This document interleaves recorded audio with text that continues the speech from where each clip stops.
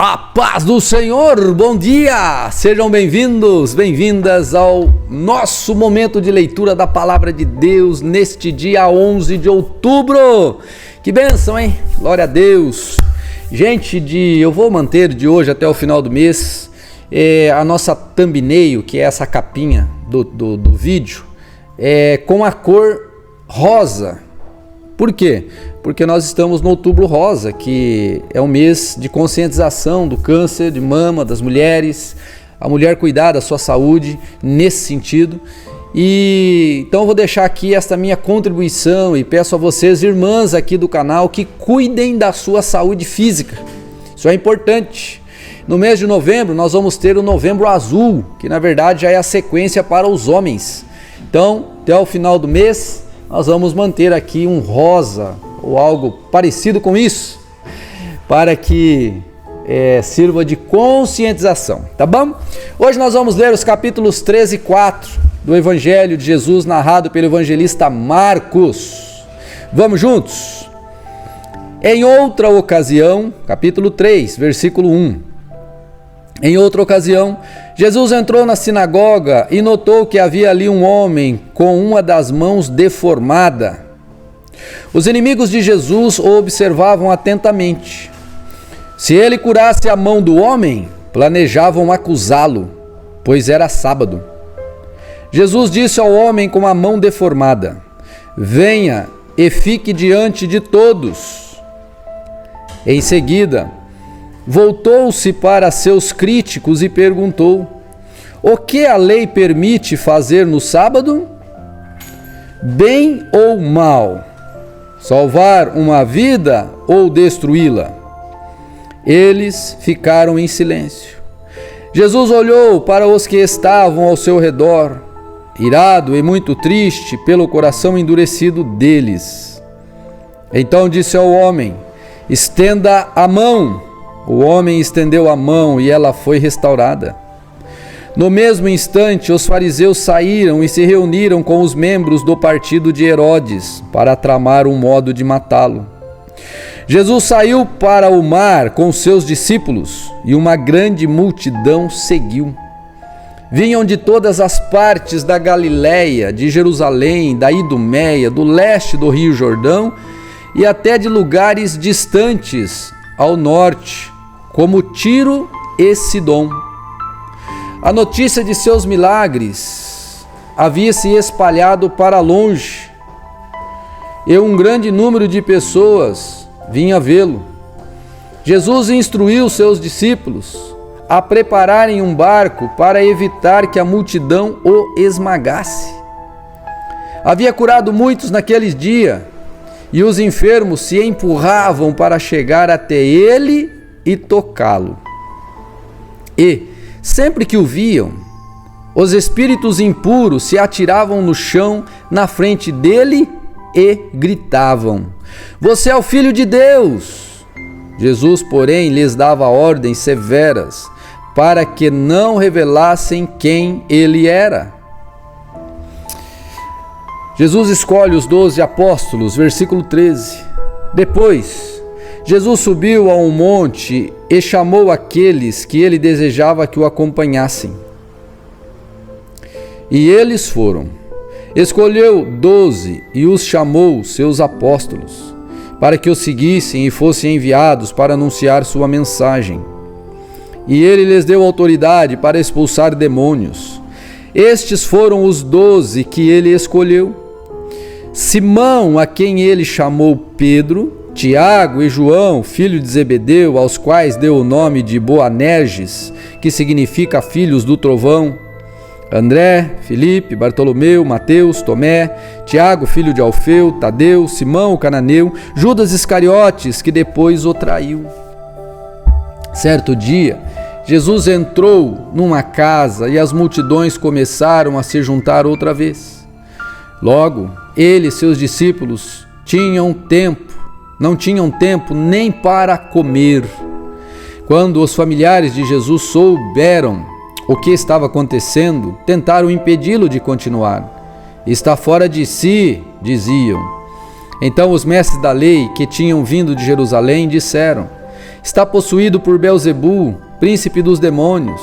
É dele que recebe poder para expulsar demônios. Jesus os chamou e respondeu com uma comparação. Como é possível Satanás expulsar Satanás? Perguntou. Um reino dividido internamente será destruído. Da mesma forma, uma família dividida contra si mesmo se desintegrará. E se Satanás está dividido e luta contra si mesmo, não pode se manter em pé. Está acabado. Quem tem poder para entrar na casa de um homem forte e saquear seus bens? Somente alguém ainda mais forte, alguém capaz de amarrá-lo e saquear sua casa. Eu lhes digo a verdade: todo pecado e toda blasfêmia podem ser perdoados, mas quem blasfemar contra o Espírito Santo jamais será perdoado. Esse é um pecado com consequências eternas. Ele disse isso porque afirmavam: está possuído por um espírito impuro. A verdadeira família de Jesus.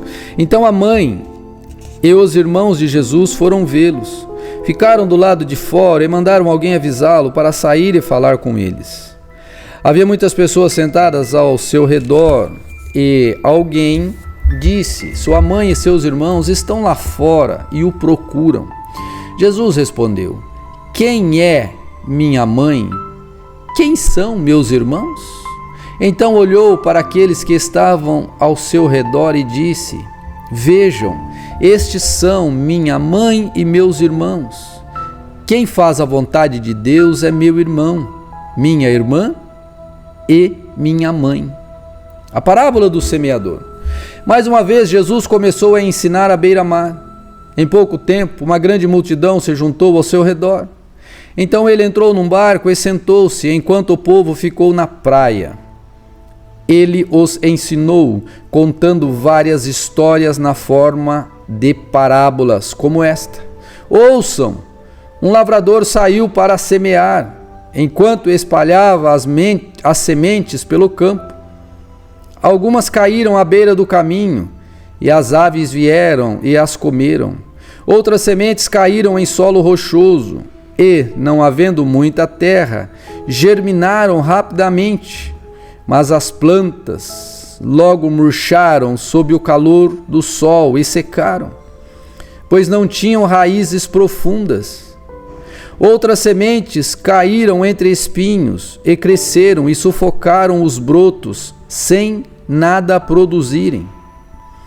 Ainda outras caíram em solo fértil e germinaram, cresceram e produziram uma colheita 30, 60 e até 100 vezes maior que a quantidade semeada. Então ele disse: quem tem ouvidos para ouvir, ouça com atenção. Mais tarde, quando Jesus estava sozinho com os 12 e os outros que estavam reunidos ao seu redor, perguntaram-lhe qual era o significado das parábolas. Ele respondeu: a vocês é permitido entender o segredo do reino de Deus, mas uso parábolas para falar aos de fora, de modo que, mesmo que vejam o que faço, não perceberão, e ainda que ouçam o que digo, não compreenderão. Do contrário, poderiam voltar-se contra mim e ser perdoados. Então Jesus disse: se vocês não entendem o significado desta parábola, como entenderão as demais?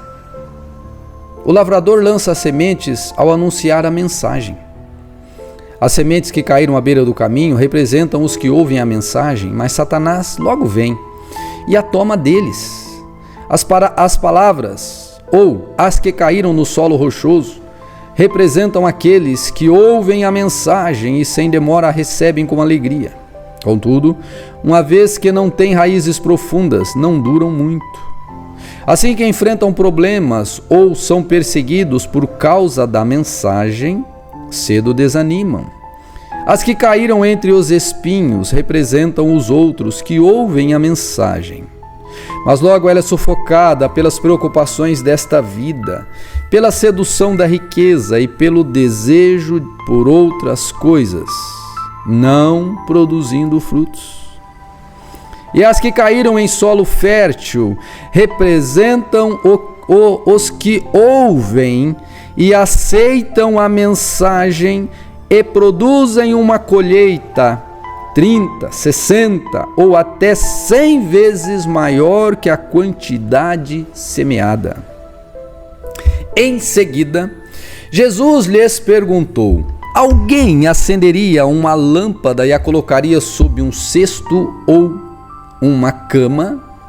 Ou seja, vamos acender uma lâmpada e colocar embaixo de um cestinho ou embaixo da cama? Não, claro que não.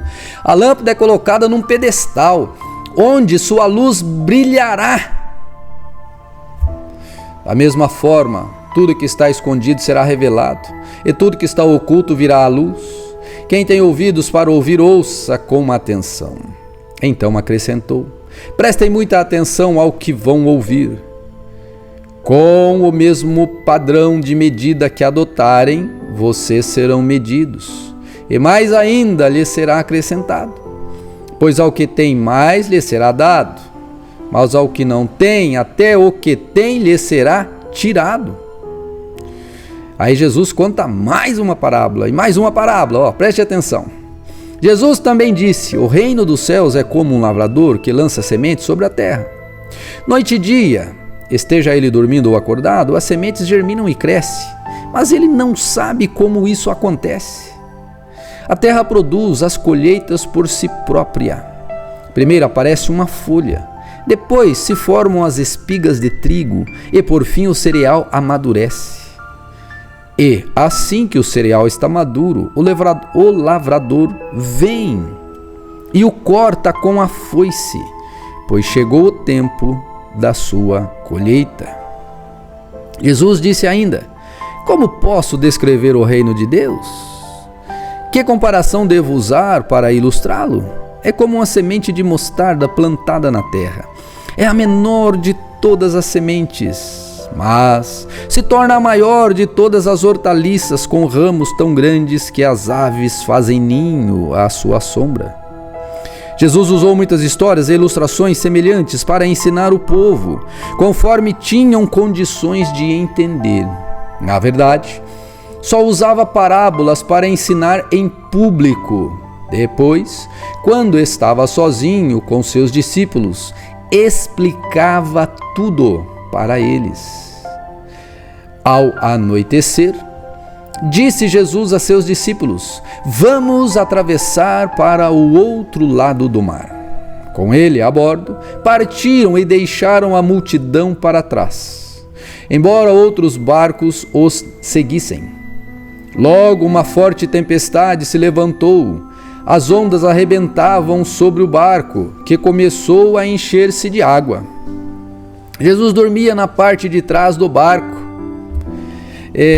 com a cabeça numa almofada. Os discípulos o acordaram clamando: mestre, vamos morrer, o Senhor não se importa? Jesus despertou, repreendeu o vento e disse ao mar: silêncio, aquiete-se. De repente o vento parou e houve grande calmaria. Então lhes perguntou: por que estão com medo? Ainda não têm fé? Apavorados, os discípulos diziam uns aos outros: quem é este homem? Até o vento e o mar lhe obedecem. Aleluia! Esta é a palavra de Deus para hoje. Que Deus lhe abençoe em nome de Jesus.